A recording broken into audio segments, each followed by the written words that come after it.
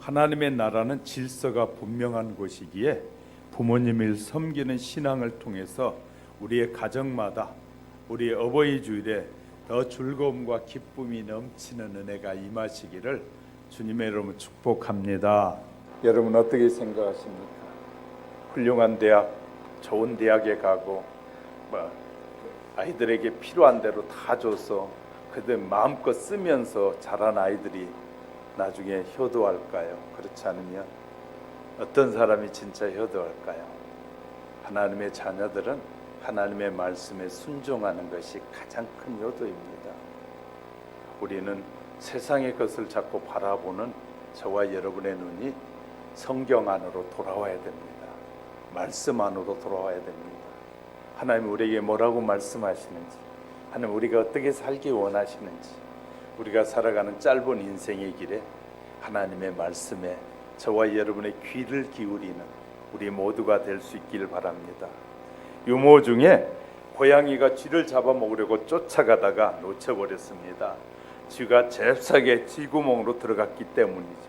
고양이는 쥐구멍 앞에서 아웅아웅하고 그랬습니다. 쥐는 긴장하여 숨을 죽이고 숨어 있었습니다. 조금 후에 고양이는 참새처럼 짹짹거리기 시작했습니다. 쥐는 참새들이 불 앞에 와서 우는 줄 착각하고 슬그머니 나왔다가 그때 그만 고양이가 쥐를 잡으면서 하는 말이, 험악한 세상을 살아가려면 이중어를 익혀야 한다. 쥐는 고양이의 소리인지 참새 소리인지를 구별하지 못하다가 결국은 덫에 걸려 죽었다는 얘기입니다. 우리가요 하나님의 음성을 들어야 되는데 세상의 음성을 듣고 마귀의 음성을 듣다가 수많은 사람들이 하나님에게서 떨어져가는, 하나님의 심판의 자리에 이르는 사람들이 많아지고 있던 이런 슬픈 현상들이 오늘에 일어나고 있습니다. 오늘 본문은 초막절에서 이 예루살렘에 올라오셨던 예수님께서 예루살렘을 떠나 약 2개월간 베레아 지방에 다니시면서 전도하시다가 수전절이 되자 다시 예루살렘으로 올라오셨습니다. 수전절은 꼭 예루살렘에서 지켜야 하는 절기는 아니지만 예수님께서는 수전절을 통해서 예루살렘과 유대 지역에 대한 마지막 전도 여행을 계획하셨던 것으로 생각되어집니다.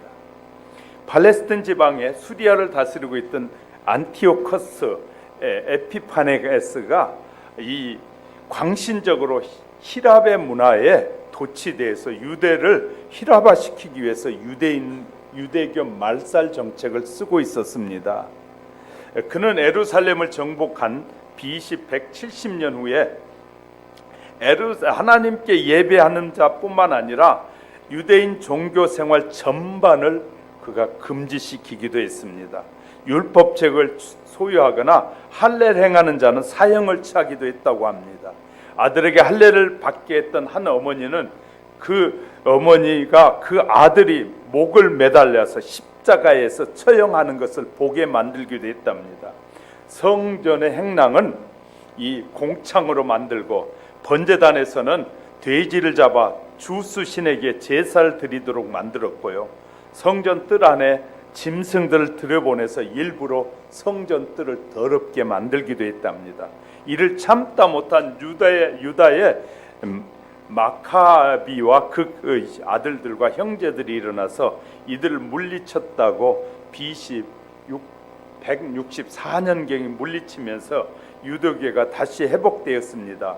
이것을 기념하는 절기가 바로 수전절기인데 8일 동안을 지키게 되는데 각 가정마다 첫날에는 이 등을 하나 켰다가 이튿날은 또 켜고 해서 8일째가 되는 날에는 각 가정마다 7개 등이 켜졌다고 합니다. 그러면서 유대인들은 이 절기를 빛의 절기다, 빛의 명절이다 라고 하면서 자유의 빛을 우리에게 주심을 기념하여 그날을 지키고 있다라고 합니다. 이 절기 동안에는 금식하거나 애곡하는 일이 금지되었고, 한마디로 이 절기는 기쁨의 축제이기 때문에 금식도 하지 말고 애고 가지도 마라. 이렇게 지켰다고 해요. 수선절 절기에는 예수님께서 주어진 그 사역을, 수선절이지만 예수님은 마지막 예루살렘에 또 유대 사람들에게 복음을 전하기 위해서 열심히 최선을 다해 복음을 전하는 것입니다.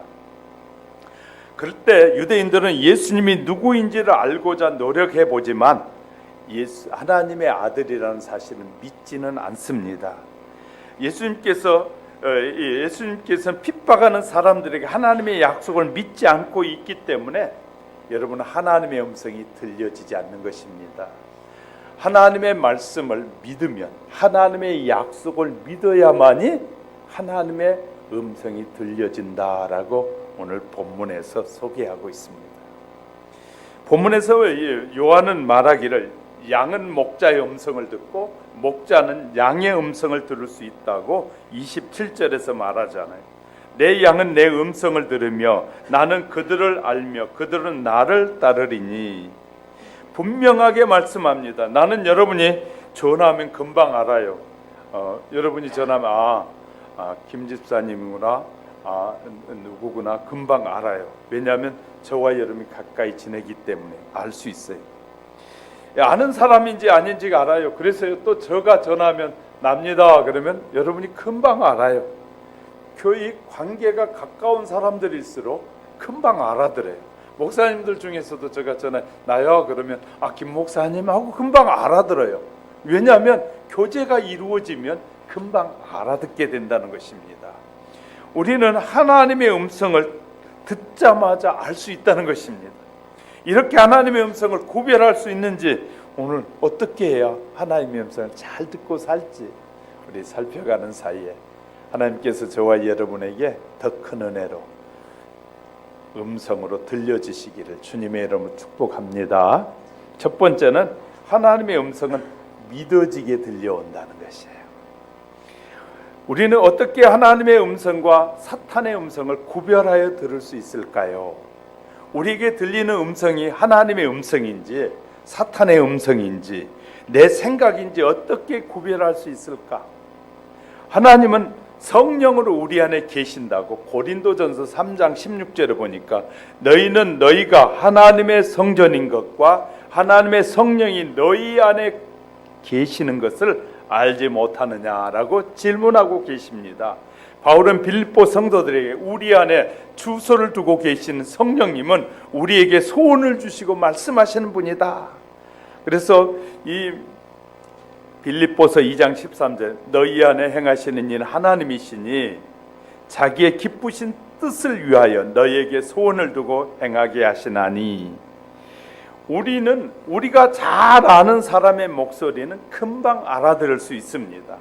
우리는 예수님의 양인, 그리고 예수님이 우리의 목자가 되신다는 거예요. 그러므로 우리가 주님의 음성을 못 듣고 사는 것 굉장히 슬픈 일이고 가슴 아픈 일입니다. 왜? 우리의 목자가 되시는 이 예수님의 음성을 듣지 못하고 산다. 우리는 예수님과 우리의 사이에 예수 그리스도를 나의 구주로 믿음을 고백하는 순간에 하나님의 자녀가 되는 권세를 주었는데, 하나님의 자녀인데 자식이 부모의 음성을 못 듣는 것 매우 슬픈 일이잖아요. 또 부모가 이 자식의 음성을 못 들을 때 이거 답답한 일 아니겠습니까? 얼마나 이 답답하고 힘든 일이겠어요. 하나님의 음성은 모든 성도들에게 믿음을 주셨죠. 성도들로 하여금 그 마음이 흔들리지 않도록 만들어 주시고 우리에게 믿어지게 하시는 것이에요. 불신을 주는 것은 확실하게 말하지만 사탄의 음성입니다. 성경에 소개하는 수많은 사람들은 믿음의 사람들이에요. 그래서 하나님의 음성을 금방 알아들을 수 있게 된다고 말하고 있습니다. 하나님께서 모세에게 말씀하시기를 지금 바로의 군대가 너희 뒤를 따라오고 있다. 지팡이를 홍해에 내밀어라. 홍해가 갈라진다. 모세는 하나님의 말씀을 신뢰하기 때문에 그렇게 했어요. 하나님이 말씀하신다고 홍해에다가 지팡이를 딱 놓으라 그런다고 놓으면 그게 갈라지겠어요? 그런데요, 그 말씀을 믿었기에 모세가 홍해에다가 지팡이를 딱 던졌더니 홍해가 갈라지는 기적의 역사가 일어나. 하나님께서 우리에게 말씀하신 것이 믿어지면 그대로 순종하면 기적이 일어난다는. 할렐루야. 뿐만 아니라 노아에게 하나님이 말씀하셨. 노아야, 산꼭대기에다 배를 건축해라. 이곳까지 물이 찰 것이다. 자, 노아는 그 말씀에 순종하여 산꼭대기에다 거대한 배를 만들기 시작했습니다. 그런데 수많은 사람들이 비웃는 것이에요. 나무를 짊어지고 올라가고 그럴 때마다 사람들은 저놈이 미쳤지, 이제 나이가 들더니 제정신이 아니구나, 세상에 비가 오면 얼마나 많이 와서 저 산꼭대기까지 물이 차가지고 저 배가 뜬다고 저곳에다가 배를 짓는단 말이냐. 노아는 120년 동안 사람들이 비웃는 소리를 들었어요. 그런데 120년 동안 사람들을 비웃고 그를 조롱하는 소리를 들었지만 노아는 하나님의 음성에 대한 확신이 있었던. 할렐루야. 우리가 120살 지금 못 살잖아요. 여러분이 어릴 때 하나님이 주신 약속이 여러분이 나이가 들어 죽을 때까지 그 약속은 지속되어지고 그 약속은 이루어지고야 만다고 말이에요. 할렐루야. 얼마나 놀라. 그래서 하나님의 말씀대로 그렇게 믿고 따랐더니, 그리고 방주를 지었더니 놀라운 일은 하나님의 음성대로 산꼭대기까지 물이 차서 노아의 방주가 뜨기 시작했다는 사실 아니에요. 찰스 스텔리라는 사람은 하나님의 음성을 듣는 법이란 책을 썼어요. 찰스 스텔리의 아버지가 목사님이었는데 어려서부터 늘 자녀에게 말씀을 해주셨다는 거예요. 그 말씀을 자기가 어려서부터 아버지로부터 들었던 말씀이 늘 생각나고 기억난다고 하면서 그가 이렇게 썼어요. 아들아, 하나님이 내게 머리를 벽에 부딪히라고 명령하시면 벽에 구멍이 날 줄로 믿어라. 하나님은 너를 사랑하시기에 내 머리를 상하지 않게 하실 것이다. 하나님이 너에게 3층에서 뛰어내리라고 하면 하나님이 받아주실 것을 믿어라. 이 말 때문에 스텔리는 늘 그 말씀을 믿었다는 거예요. 아버지로부터 들려지는 하나님의 음성을 어떻게 들어야 되느냐, 이 들어야 되느냐의 말을 하면서 하나님의 음성을 듣는 법을 그는 책에서 쓰고 우리에게 전해주고 있습니다. 이 말 때문에 어려서부터 하나님을 신뢰하는, 철저하게 신뢰하는 삶을 살았다고 그는 고백하고 있는 것이. 하나님의 음성을 들으면 믿음이 생긴다고 예수 전도단을 만들었던 로닝 커닝엄이라는 사람이 믿음에 대한 얘기를 하는 것이었습니다. 어느 날 산길을 가다 보니 사자가 쫓아오는 것이었습니다. 놀래서 급히 나무 위에 올라갔더니 큰 구렁이가 나무 위에서 아래로 사람이 올라오는 걸 내려다보면서 입을 크게 벌리는 것이었습니다. 올라갈 수도 없고 내려갈 수도 없는. 그때 사탄이 톱을 가지고 와서 그 나무를 자르기 시작했어요. 시간이 가면서 이제 급박해지는 게, 나무가 넘어지면서 사자에 물려 죽든지 그렇지 않으면 뱀에 먹히든지 그런 위험한 상황이었어요. 곧 죽을 것 같은 상황에서도 낙심하지 않는 것이 믿음이다 라고 쓰고 있어요. 하나님께서 이사야 선지자에게 말씀하시기를 하나님의 자녀가 된 너희는 물 가운데 지날지라도 물이 침몰하지 못할 것이고 불 가운데 지날지라도 불이 너희를 태우지 못하도록 모든 성도를 보호해 주실 것을 믿으라 라고 말씀하는 거예요. 할렐루야. 저와 여러분은 어떤 환경 속에서 하나님의 자녀라는 믿음이 확실하면 그 하나님의 자녀는 확실하게 하나님이 지켜주신다라고 약속하고 있어요. 오늘도 우리 하나님이 좋으신 분이라고 고백하고 믿고 금식하고 기도하면 그런 경건한 삶을 통해서 하나님은 우리를 축복하시기도 한다고 약속하고 계십니다. 하나님의 음성에는 믿음이 들어있다는 것이에요. 그러나 사탄의 음성에는 믿음이 없다는 거예요. 그러니까 사탄은 하나님의 말씀을 믿으려고 하면 사탄이 그 순간에 의심하게 만들기 시작해요. 저와 여러분이 은혜를 받고 야 이렇게 내가 해야지 하고 마음을 먹는 순간 마귀는 야 그거 그렇게 안 돼, 네가 아무리 용을 써도 안 돼 하고 우리의 마음에 불신을 가져다 주는 것이 사탄의 역사, 사탄의 음성입니다. 그래서 하나님과의 관계를 막히게 하고 이 엉망으로 만들도록 말하는 것이 사탄의 음성이라는 사실입니다. 그러므로 근심과 걱정이 앞선다면 그것은 하나님의 음성이 아니라는 사실을 믿으셔야 돼요. 그를 아셔야 돼요. 이것을 구별할 줄 알아야 돼요. 우리는 하나님의 음성인지 사탄의 음성인지를 구별할 줄 모르면 늘 방황한 삶을 살게 될 것입니다. 여러분, 하나님의 말씀을 읽고 듣고 하는 사이에 하나님의 음성이 여러분 속에 믿음으로 또렷이 들려지시기를 주님의 이름으로 축복합니다. 두 번째는요, 하나님의 음성은 평안하게 들려오게 된다. 하나님의 음성은 성도들에게 평안을 가져다 주는 것입니다. 그러나 사탄의 음성은 성도들을 불안하게 합니다. 이스라엘 백성들이 바벨론에 포로에 잡혀갔습니다. 고통을 당하고 있을 때였어요. 포로 중에서 탄민족은 종이요 파리 목숨보다 못한 사람들이었어요. 이스라엘 백성들이 모두 불안에 떨고 있을 때 하나님의 음성이 선지자를 통하여 말씀해 주셨어요.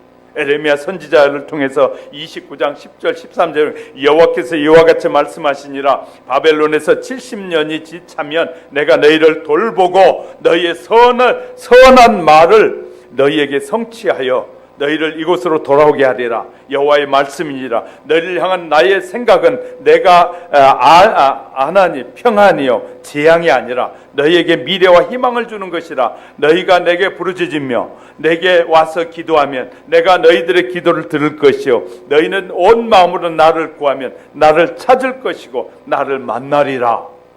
우리가요 전심으로 하나님을 찾고 구하지 않기 때문에 하나님을 못 만난다는 것이죠.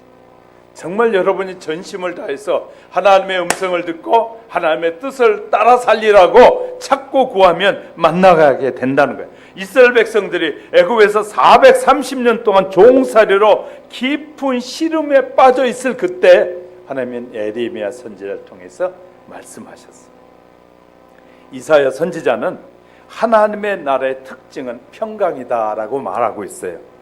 이사야 11장 6절에서 9절을 보니까 그때 이리가 어린 양과 함께 거하며 표범이 어린 염소와 함께 누우며 송아지와 어린 사자와 살찐 짐승이 함께 있으며 어린아이에게 끌리며 암소와 곰이 함께 먹으며 그것들이 새끼와 함께 엎드리며 사자가 소처럼 풀을 먹을 것이며 젖 먹는 아이가 독사의 구멍에 장난하며 젖된 어린아이가 독사와 굴에 손을 넣을 것이라. 나의 거룩한 산 모든 곳에서 해됨도 없고 상함도 없을 것이니 이는 물이 바다를 덮음같이 여호와를 아는 지식이 세상에 충만할 것이다 라고. 하나님의 말씀을 제대로 알면 그 어떤 것도 우리를 해하지 못하도록 하나님이 보호해 주신다라고 약속하고 있습니다. 그래서 하나님의 사람들은 하나님을 닮아서 사람들에게 뭘 주냐면 평강을 전하는 자가 돼야 됩니다. 평강을. 솔로몬은 평강의 사람이라고 부르는데 솔로몬은 평강의 사람이다. 역대상 22장 9절을 보니까 한 아들이 내게서 나리니 저는 평강의 사람이라 내가 저로 사면 모든 대적에게 평강하게 하리라.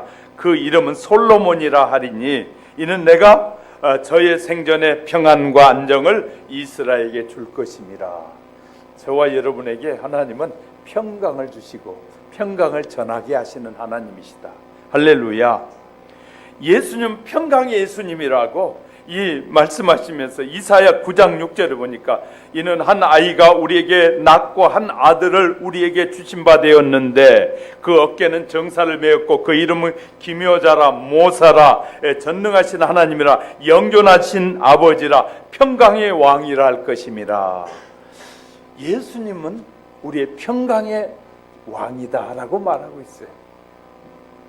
하나님 평강의 하나님이시라고 히브리서 13장 20절 21절에 양의 큰 목자이신 우리 주 예수를 영원한 언약의 피로 죽은 자 가운데서 이끌어내신 평강의 하나님이 너희 선한 일에 너희 이를 온전케 하사 너희 자기 뜻을 행하게 하시려고 그 앞에 즐거운 것을 예수 그리스도로 말미암아 우리 속에 이루기를 원하노라. 영광이 그에게 세세무궁토록 있을지어다. 하나님은 평강의 하나님이시다 라고 우리에게 말씀하십니다. 바울이 노마웨에 재판을 받으라고 배를 타고 가는데 그 배에는 276명의 선원들이 함께 타고 있었어요. 도중에 유라구라라는 무서운 광풍을 만나게 돼요.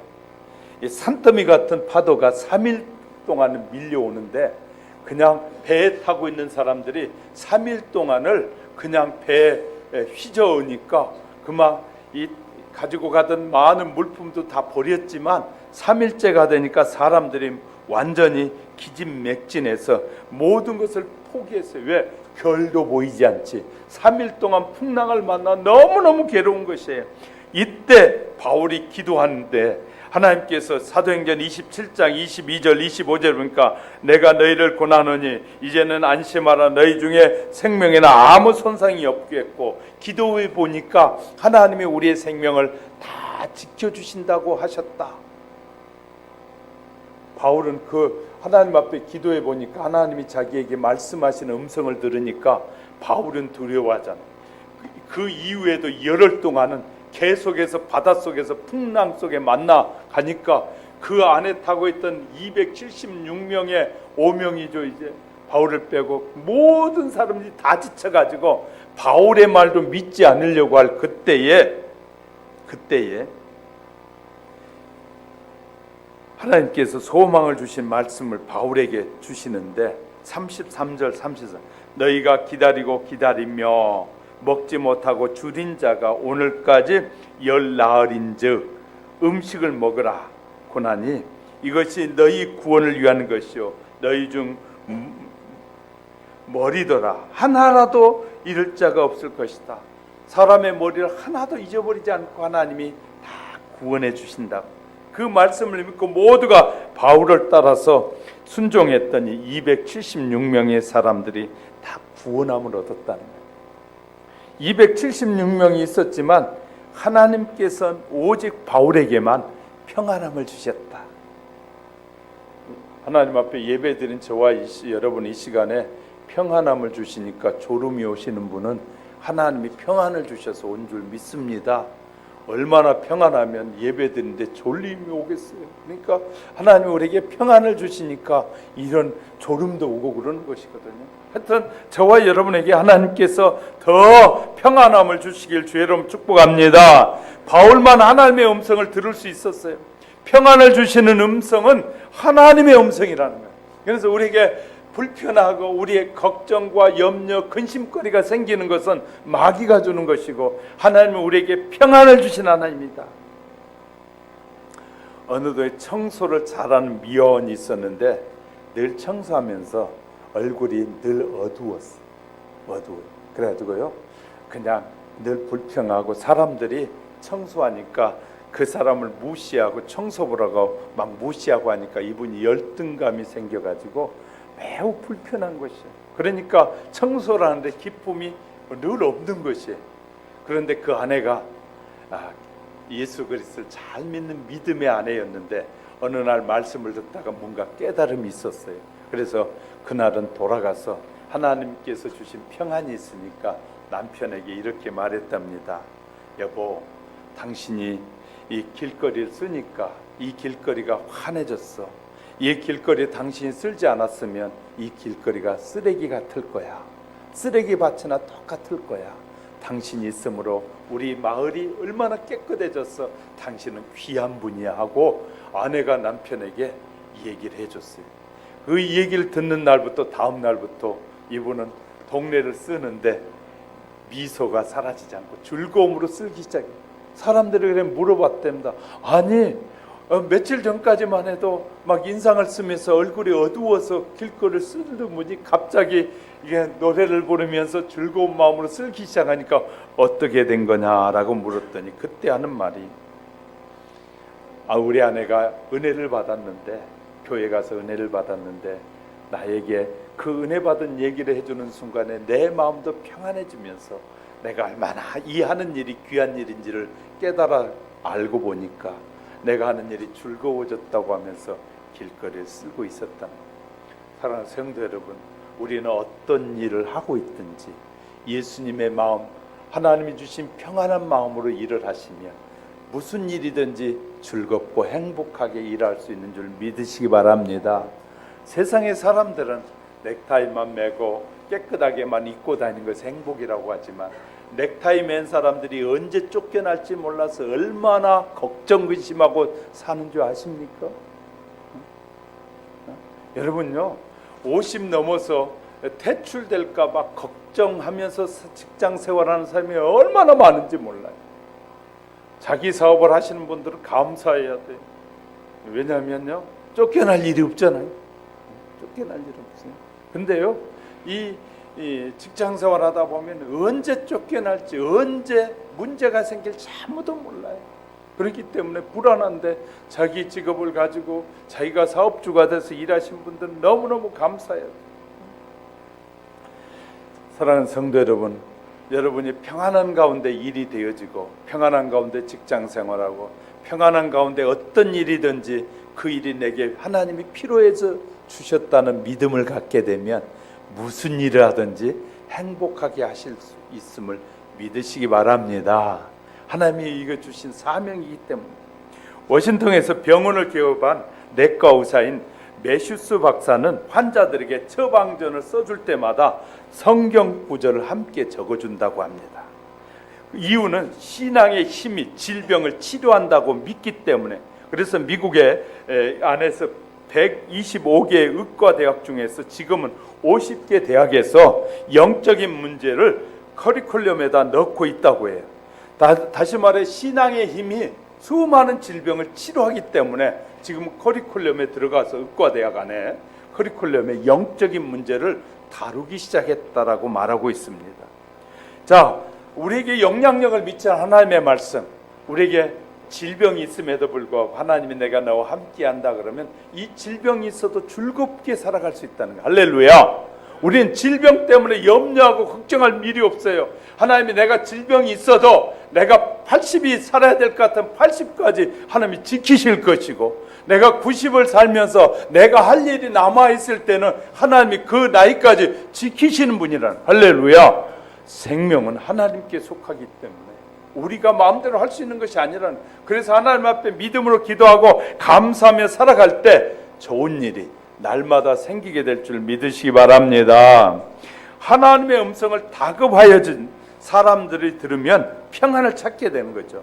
하나님의 음성은 평안이기 때문이죠. 그런데도 왠지 불안이 있으면 그것은 하나님의 음성이 아니라는 거예요. 저와 여러분요, 음성을 듣긴 들었는데도 긴가민가 하고 의심스러울 땐 하나님 앞에 물어봐야 돼. 하나님, 이것이 하나님의 음성입니까? 마귀가 나를 유혹하는 것입니까? 그 결과를 보면 알 수 있어요. 내가 이 일을 따라 해봤더니 그 결과가 나쁜 결과가 일어난다면 그것은 마귀가 역사하는 것이에요. 하나님은 결과를 우리에게 말씀하시고 그것에 순종하는 삶을 살았을 때 결과가 좋게 하시는 것이 하나님의 음성이에요. 할렐루야. 하나님은 언제나 우리에게 좋은 것을 주신 하나님. 하나님은 우리에게 나쁜 것이 우리에게 주어졌다고 할지라도 그것을 반전해서 좋게 만드신 하나님. 할렐루야. 불가능을 가능케 하고 안 되는 걸 되게 하시는 하나님이시니까 우리는 하나님께서 우리에게 주신 모든 것을 감사함으로 받으면 부족함이 없는 줄 믿으시기 바랍니다. 그래서요, 우리는 하나님의 음성을 들을 때 불안한 느낌이 들면 그것은 마귀가 주는 것이. 그러나 하나님이 우리에게 주시는 음성을 듣는데 마음이 평안해지고 기쁨이 생기거든 하나님이 주시는 음성인 줄 믿으시기 바랍니다. 우리가 목표가 앞서다 보면 하나님이 뒷전에 밀리는 경우가 많이 있어요. 우리는 그 어떤 것보다 목적이 있으면 그 목적보다 하나님을 앞세우게 될 때 나의 목적이 이루어지는 것이에요. 그런데 하나님이 그것이 그 뜻이 아닐 때는 목적을 정해놓고 하나님 앞에 구하면 그것이 아닐 때 하나님께서 빨리 바꿔주면 시간이 절약되는 것이에요. 많은 지혜롭지 못한 사람들은 그것이 하나님의 뜻이 아닌데도 자꾸 자기 고집을 부리면서 살다가 수많은 시간을 허비하는 것이에요. 그래서 시간이 지나서 은혜를 깨닫게 되면 야, 내가 이 많은 시간을 허비했구나. 많은 시간을 허비했구나. 그 시간에 수많은 시간을 허비할 수 있는 시간을 아낌없이 쓸 수 있는 시간을 허비하고 만 경우가 많다고 기억합시다. 무슨 일이든지 하기 전에 하나님, 이것이 하나님의 뜻이라면 나를 인도해 주세요. 하나님 내게 평안을 주셔서 이 일을 잘 계획하고 이루어갈 수 있도록 지혜를 주세요. 할렐루야. 이렇게 우리가 하나님 앞에 구하면 돼요. 우리가 기도할 때 하나님의 뜻대로 자꾸 고집 부리면 뺑뺑이를 돌다가 어떤 사람은요 20대 하나님이 자기를 부르셨다고 하는데 45세에 가서 그때서야 신학에 와가지고 신학교 와가지고 내 25년 동안을 너무너무 힘들게 살다가 이제는 도저히 안 돼서 전부 여우접 손 들고 왔으면 눈물 흘리면서 왔다는 거예요. 진작만을 하나님의 말씀을 잘 들어야지.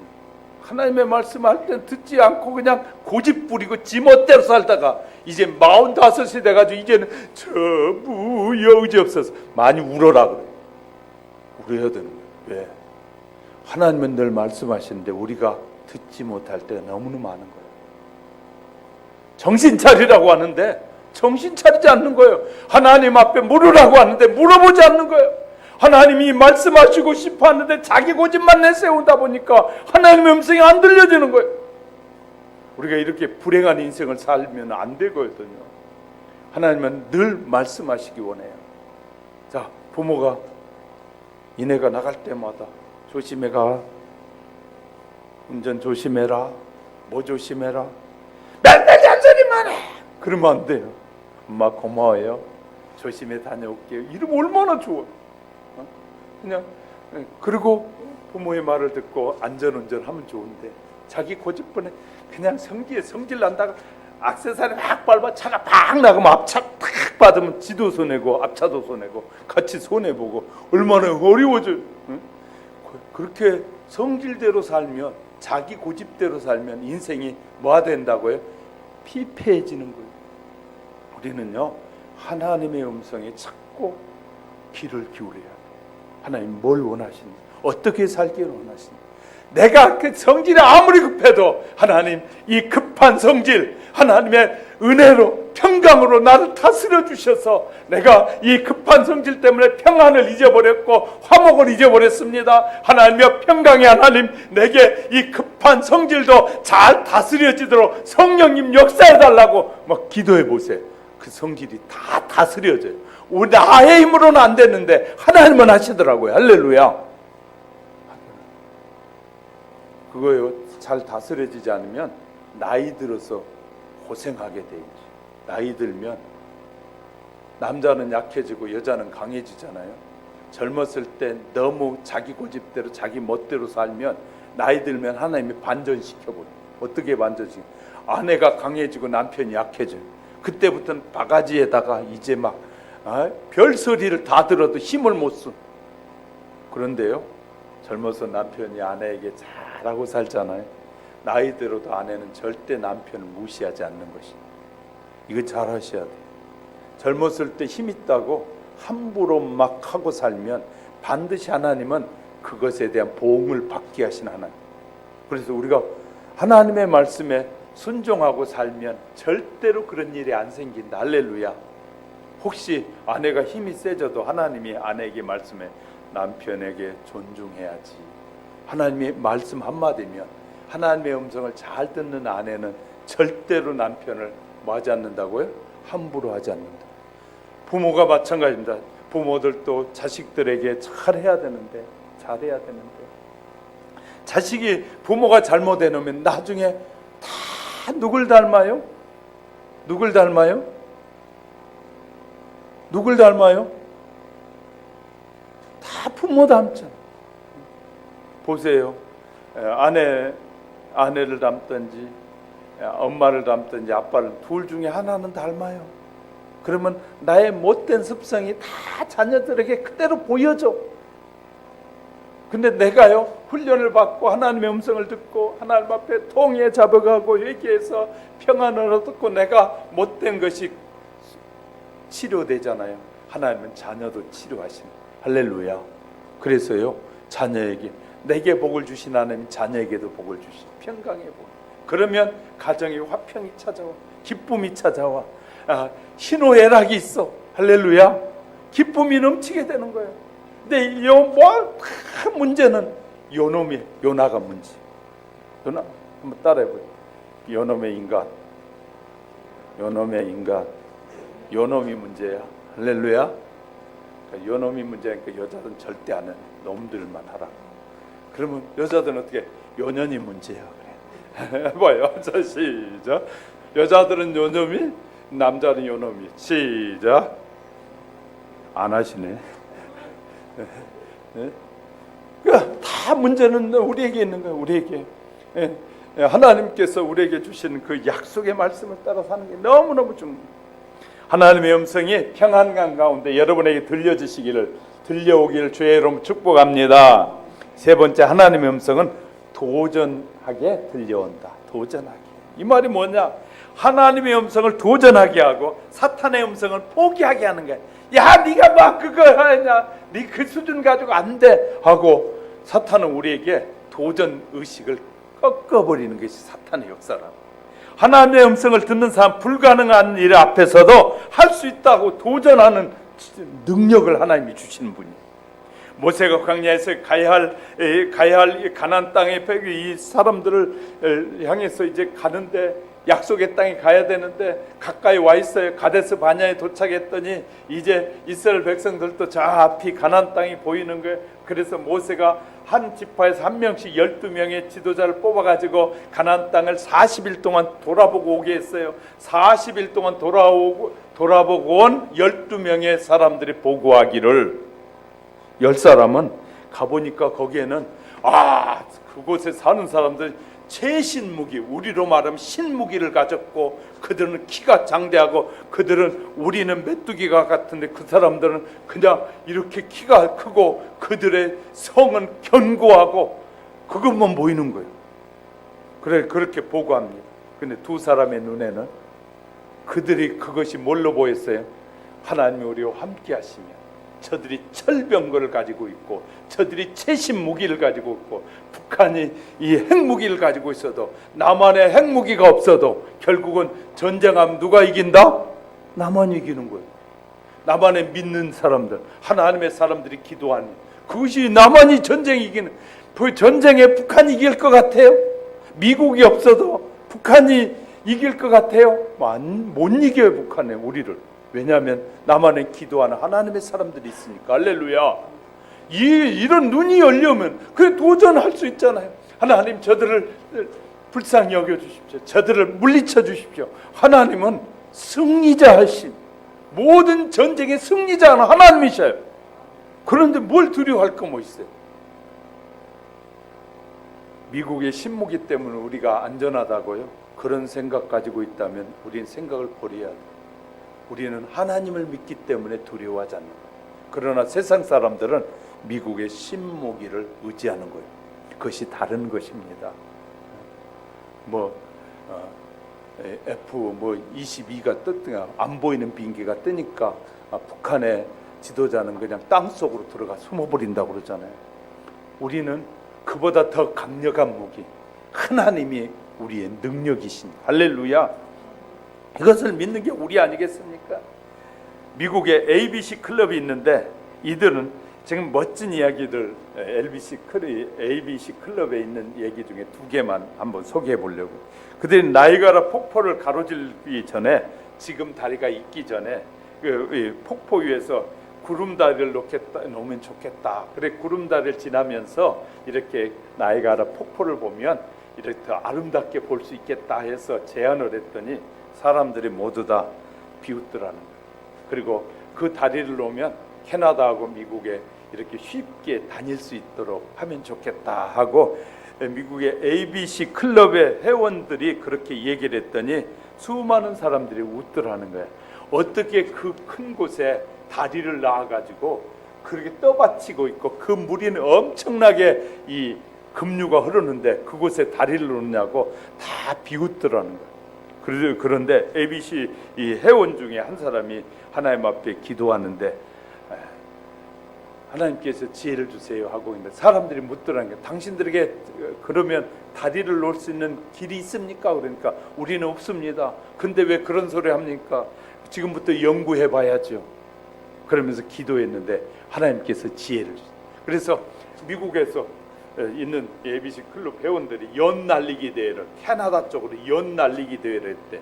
그래가지고 막 연줄을 풀기 시작하니까 캐나다 쪽으로 연이 날아가는 것이었어. 거기에 그래서 아이디어를 얻은 거예요. 그래서 연 날리기 대회를 해가지고 연을 날려서 그쪽에서 연을 붙잡은 다음에 거기에다 가는 철사를 입고 해가지고 연결을 하고. 그래서 결국 미국과 캐나다 사이에 다리가 놓아지게 된 것이죠. 지금 다리가. 저도 가봤습니다마는 그 다리를 건너서 캐나다에 가서 캐나다 쪽에서 또 보면 나이가라가 얼마나 아름다운지 몰라요. 이 폭포의 이름이 얼마나 좋은지 그곳에 갔다 오면 10년씩 젊어져 버립니다. 왜냐하면요 이름이 그래요. 나이아가라. 나이가 가버리는 거예요. 그러니까 10년씩 젊어져. 거기에 가서요 더 힘차게 하면 한 50년도 젊어질지 몰라요. 그래서 이 할머니들이 갔다가 처녀가 돼서 올 수도 있고 할아버지들이 가서 총각이 돼서 올지도 몰라요. 하여튼 그렇게 나이아가라. 거기에 회원들이 그렇게 해서 그 다리를 놓게 됐다는 거예요. 또 하나는요, 이 회원들이 공장에 굴뚝이 옛날엔 높은 굴뚝들이 많았잖아요. 미국에도 많았거든요. 그런데 높은 굴뚝을 이렇게 해가기 위해서 철제로 쌓고 해서 그 굴뚝을 세웠는데 어느 날 이제 거의 다 완성됐다고 하니까 사람들이 그러면 이제 철거에 내려오는데 그 안에서 굴뚝 안에서 마무리 작업을 하고 있는 사람을 모르고 그냥 철거에 내려오다 보니까 아침에 시작한 것이 저녁 때쯤 됐는데 완전히 철거가 끝나버렸는데 보니까 저 굴뚝 위에 사람이 하나 남아있는 것이에요. 남아있는 거. 깜짝 놀래가지고 다시 쌓으려면 그것을 완벽하게 쌓아서 올라가려면 3일이 걸리는데 불가능합니다. 그런데 ABC 회원 하나가 클럽 회원이 하나님 앞에 기도, 하나님 지혜를 주세요. 저 위에 있는 사람이 3일을 기다릴 수 없는데 하나님 지혜를 주세요. 기도하는데 하나님이 그에게 지혜를 주세요. 무슨 지혜를 주셨나?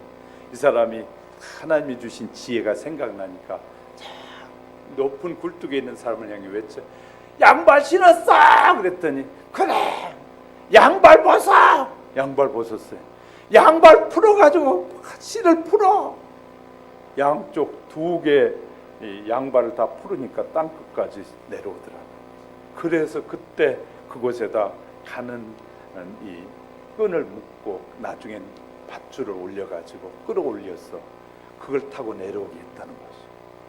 이렇게 사람들은 불가능하다고만 생각하지 그 불가능한 것을 해결하시는 분은 하나님이시라는 사실을 안 믿는다. 그러니까 어떤 일이든지 하나님의 자녀들은 믿음을 주시면 도전하는 것이 필요해요. 그러면 하나님은 그 도전하는 자에게 지혜를 주셔서 그걸 하게 만들어 주신 하나님. 할렐루야. 프랑크 루프 박사는 23년간 관절염으로 고생하며 침대에 누워있다 보니까 이제 완전 불구자가 돼버렸어요. 이제는 인생이 기울어 가는데 40, 50이 기울어져 가는데 젊어서 이 관절염으로 들어눕다 보니까 완전히 불구가 돼가지고 침대에만 들어눕다고 일어나질 못하는 거예요. 그러니까 가만히 생각해 보니까 인생을 자기가 다 버리고 있는 것 같아요. 너무너무 외롭고 쓸쓸했어요. 그래서 하나님 앞에 이렇게 엎드려서 눈물을 흘리면서 하나님 내 인생이 이런 걸로 끝나고 맙니까? 하고 하나님 앞에 간절히 기도했는데 순간에 아이디어가 탁 떠오르더라. 아이디어가 무슨 아이디어가? 네가 침상에 누워서도 할 일이 있다고 하더라. 그래서요 무슨 할 일이 있을까 하고 고민하는데 그래 내가 누워서 할 수 있는 건 손으로 할 수 있는 일밖에 없구나. 그런데 가만 생각해 보니까 손으로 할 수 있는 건 편지 쓰는 일을 할 수 있겠더라. 그래가지고요 그는 누워서 이제 편지를 쓰기 시작했어. 그 다음에 이 간호사를 통해서 막 이렇게 누워서 일어나지도 못할 희망이 없는 사람들의 주소와 이름을 적어가지고 그들에게 편지를 쓰기 시작했어요.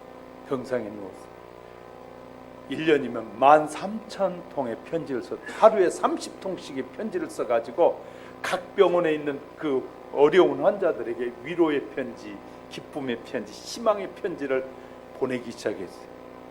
그래가지고 1년에 13,000통씩의 편지를 썼는데 수천 통씩이 자기에게 회답이 오는데 사연이 적어서 오는 것이었어요. 사연을 보니까 각가지 사연을 받았는데 그들이 자기의 편지를 받고 희망을 걷고 자기의 편지를 받고 기쁨이 생겼다고 막 들려오는 소식이 너무너무 기쁜 나머지 열심히 했더니 그 이제 글씨 쓰는 솜씨가 늘었잖아요. 그래 어느 날 그는 방송 작가가 되고 병상에 누워 있는 방송 작가가 됐어요. 최고의 작가가 된 것이죠. 그는 이렇게 말해. 자기는 자기가 할 수 있는 것만 했더니 하나님이 자기를 이렇게 귀하게 쓰시더라라고 고백하고 있는 것이죠. 사랑하는 성도 여러분, 우리가 하나님 앞에 지혜를 구하고 하나님의 음성을 듣고 하나님이 원하시는 뜻을 따라 살면 하나님은 우리의 남은 생애를 귀하게 쓰실 줄 믿습니다. 할렐루야. 하나님 우리를 축복해 주시려고 부르셨지, 우리의 인생에 갈등과 싸움과 시련에 막 매달려서 근심 걱정에 막 얼굴이 줄어들기를 원하시는 하나님이 아니시오. 저와 여러분이 늘 하루를 살아도 행복하고 즐겁고 기쁘게 살기를 원하신 줄 믿으시면 아멘. 그러면 하나님 앞에 지혜를 구하는, 하나님 말씀해 주세요. 내가 하나님의 음성을 들으며 살기 원합니다. 내 마음에 평강이 필요합니다. 평강이 하나님이 나를 평강한 마음으로 인도해 주세요. 내가 일할 수 있는 걸 주세요. 내가 어떻게 해야 주님을 기쁘시게 할 수 있을까요? 하고 하나님 앞에 묻고, 그러면 하나님은 우리에게 말씀하신 하나님. 광야에 40년 동안 양을 치며 근근히 살았던 모세가 하나님의 음성을 들었습니다. 내 백성을 애굽에서 인도해내라. 이 음성을 듣자마자 듣고서 다른 것이 아니라 모세가 거절했습니다. 입이 둔합니다. 사람들이 하나님이 누구냐고 물으면 나는 뭐 할 말이 없습니다 라고 했어요. 하나님 말씀에 순종하는 것이 아니라 도전하고 이 친한 사람은 무엇인데 할 수 있어요. 하나님 앞에 도전했어요. 그때 하나님이 걱정하지 마라. 말 잘하는 너희 형을 붙여줄게. 아론을 붙여줄게. 네가 내가 누구인지 모른다고? 내가 누군지 알려줄게. 나는 스스로 있는 자야. 그렇게 말씀하시더니 네가 뭘 들고 있냐? 지팡이 가지고 있습니다. 그 지팡이로 던져봐라. 던졌더니 뱀이 됐어요. 그래 모세가 피하잖아요. 그래 그거 다시 꼬리를 잡아라. 꼬리를 잡았더니 다시 지팡이가 됐어요.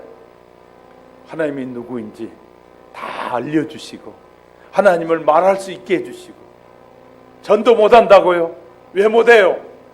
내 생각대로 하니까 못하죠. 하나님이 어떻게 전도할까요? 어떻게 말할까요? 하나님 앞에 맡기고 합니다. 믿음으로 가세요. 하나님이 입을 열어 말하게 하시고 증가하게 해주셔요. 할렐루야. 하나님은 하시는데 우리가 못한다고 말하는 것이죠. 하나님의 말씀에 순종하는 것이 도전하는 것입니다. 하나님이 우리에게 불가능한 것 같이 보일 때 그것에 도전하면 하나님이 길을 열어주십니다. 안 된다고요? 우리가 하나님을 첫째로 모시고 살지 않기 때문에 안 되는 것이에요. 저는 성도 여러분, 우리의 인생에 그 무엇보다도 하나님을 우리의 인생의 맨 앞에 세우십시오. 그리고 따라가셔요. 그리고 하나님 음성을 듣고 살기 원한다고 고백해 보세요. 하나님은 우리에게 너무너무 잘 들리도록 말씀하시고 우리를 축복해 주시길 원하시고, 하나님이 이렇게 말씀해, 난 너희에게 복을 주기 원하신 하나님. 하나님은 모든 우주의 만물을 가지고 계시는데 우리가 저와 여러분이 막 안타깝고 불쌍하고 어떻게 해야 될지 모르고 살 때 하나님은 도와주고 싶어 하는데 우리가 하나님의 음성을 들으려고 하지 않고 하나님의 뜻대로 살려고 하지 않으니까 하나님의 은혜의 역사가 우리에게 임하지 않는 것입니다. 여러분의 마음에 불행하십니까? 여러분의 가정이 불행하십니까? 여러분의 가정에 행복이 없습니까? 하나님 앞에 물으세요. 하나님, 나를 통해서 우리의 가정의 행복이 회복되게 하옵소서. 나를 통해 우리의 가정의 기쁨이 회복되게 하옵소서. 나를 통해 우리의 가정의 사랑이 회복되게 하옵소서. 하나님이 나를 통해서 우리의 가정에 새로운 희망이 넘치게 하옵소서. 하나님, 나를 쓰십시오. 하나님 앞에 맡기시오. 그리고 하나님, 나를 변화시켜 주세요. 내가 새로워지게 해주세요. 나를 하나님의 사람으로 변화시켜 주세요. 내가 이제 싸움의 사람에서 화목의 사람으로 바뀌어지게 해주세요. 하나님의 은혜를 베풀어 주시옵소서. 내가 이렇게 불행하게 내 인생을 마무리할 수 없지 않습니까? 내 인생이 화목하게 마무리하고 아쉬워할 수 있도록. 저 김 목사가 갑자기 죽으면 잘 죽었다 그러면 여러분의 마음이 평안하시겠어요? 근데 내가 어느 날 갑자기 죽어도 여러분이 김 목사님 좀 더 살아야 되는데, 그래야 되는데, 김 목사님 잘 죽었다 그러면 안 되잖아요. 엄마 아빠가 어느 날 그냥 질병으로 어떤 사고로 인해 돌아가셨을 때, 아이고 우리 아버지 잘 돌아가셨다, 골치 아픈데 그냥 자식들의 마음에 희망 주지 않고 늘 그냥 마음에 상처를 줬는데 잘 돌아가셨지, 그렇게 말하면 가슴 아프잖아요. 그런데요, 세상에 나가보면 그런 분들이 너무너무 많아요. 장례식에 가면요, 앞에서 오는 뒤에 돌아서 자기들끼리 킥킥하고 우리고 좋아하고요, 이제 우리에게 평화가 왔다고 하고 그래요. 그건 슬픈 일이에요. 저희는 장례식에 가면 앞만 보지 않고요, 목사라 그런지 모르겠어요, 하나님이 보여주세요. 뒷모습도 잘 보여주세요. 그래, 저 뒤에서는 저렇구나. 하나님은요 놀랍게 역사하셔요. 여러분, 뭐 우리 여기에는 별로 없겠지만 나이트클럽에 가보세요. 막 조명빨이 막 빨주노초 파란바 바짝바짝하면요, 거기에 있는 사람들 남자든 여자든 쪼그라들든 막 어린데 다 이뻐 보여. 그런데요, 그 조명이 딱 꺼지고 태양빛에 나오면 다 보여. 그 안에 있을 때는 그렇게 아름다워 보였던 유혹을 받아서 그렇게 보였는데 밖에 나오면 다. 어느 날요, 하나님이 저에게 나이트클럽을 보여주시는데 밤에 가봤어요. 봤더니 막 조명이 얼마나 완전, 그래서 여기가 천국 같다 그런 생각이 들더라고. 근데 하나님이 어느 날 대낮에 또 나이트클럽을 가게 하시더라고. 나이트클럽 대낮에 가니까 사람이 아무도 없잖아요. 그런데 청소하려고 창문들을 다 열어놨어. 그런데 그 안에 들어가게 하는데 세상에 의자 밑이고 뭐디고 막 먼지가 쌓였는데요, 막 오물이고 뭐고 완전 쓰레기장만 같더라고. 그래서 하나님이 나이트클럽에 막 조명 찬란할 때도 보여주고, 사람들이 다 가고 비어있는 문을 활짝 열어놓고 글을 보내는데, 세상에 이곳에서 사람들이 모여서 술을 퍼먹고 그냥 흘렐레 하면서 이것이 천국이라고 했던 그곳이 쓰레기장만 또 못하고, 완전 그곳이 뭐야? 완전 사람을 병들게 하는 거. 하나님 하나님 목사 되게 하시려고 그런 것도 다 보여주시고, 그러니까 좋은 점도 보여주고 나쁜 것도 다 보여주시고. 그러니까 지금은 저보고 나이트클럽에 밤에 너무너무 아름답고 가봅시다가 안 가. 절대로 안 가죠. 왜? 그곳에 가면 목이 기관지고 뭐고 다 버리는 거예요. 근데 내가 왜 가요? 안 가죠. 그러니까 그거 모르는 사람은 그게 뭐 대단히 좋은 줄 알고 막 반짝반짝하면 할렐루야, 그 반짝반짝 할렐루야, 정신 빠진 할렐루야. 그건 정말 우리는 하나님의 만드신 아름다움 속에 공장이 많이 들어서고 차가 많으니까 우리에게 미세먼지가 와가지고 지금 환경이 완전히 파괴됐잖아요. 세상에 마스크를 대낮에 마스크를 하고 살아야 되는 세상이 됐잖아요. 이게 살만 나겠습니까? 저 강원도에도 가니까 마스크 해야 돼. 세상에 산속에도 마스크를 해야 돼. 이제 우리 자연이 이렇게 다 파괴돼 버렸어요. 하나님은 우리에게 마스크 없이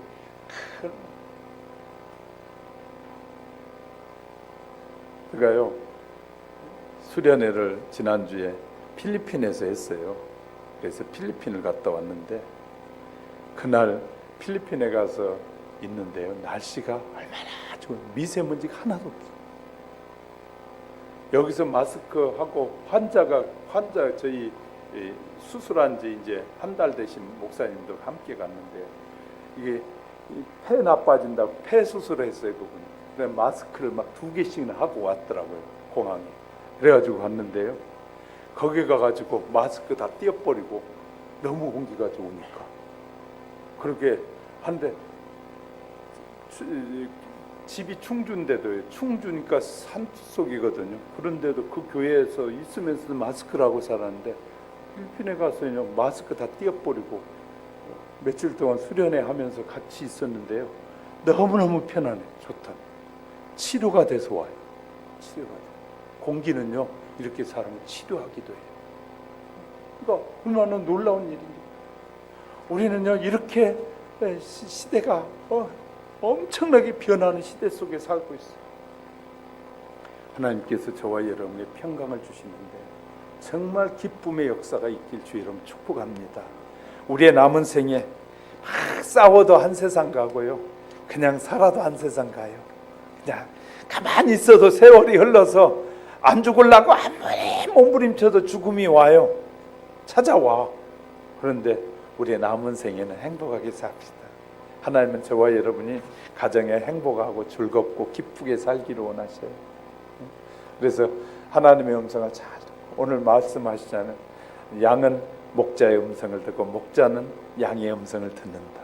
저와 여러분이 하나님의 음성을 잘 듣고 또 하나님은 우리의 음성을 듣고 우리에게 필요한 것들을 공급해 주심으로 참 평안한 가운데 우리의 남은 생애를 행복하게 살고 또 어르신들의 남은 생애 어버이 주를 맞이하는 우리 모두에게 우리 젊은이들은 부모님을 잘 섬기고 부모님들은 자녀들에게 마음의 평안을 주고 쉼을 더 많은 경험이 있잖아요.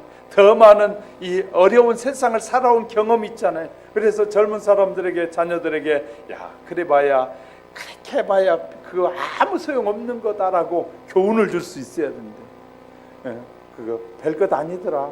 살아보니까 별것 아니니까 그거에 매달리지 마라 하고 위로하고 격려하면서 우리의 남은 생애가 정말 복 있는 하나님이 축복하시는 그런 남은 생애가 되어지도록 하나님께서 우리 모두에게 은혜 주시기를 주의 이름으로 축복합니다. 기도하겠습니다.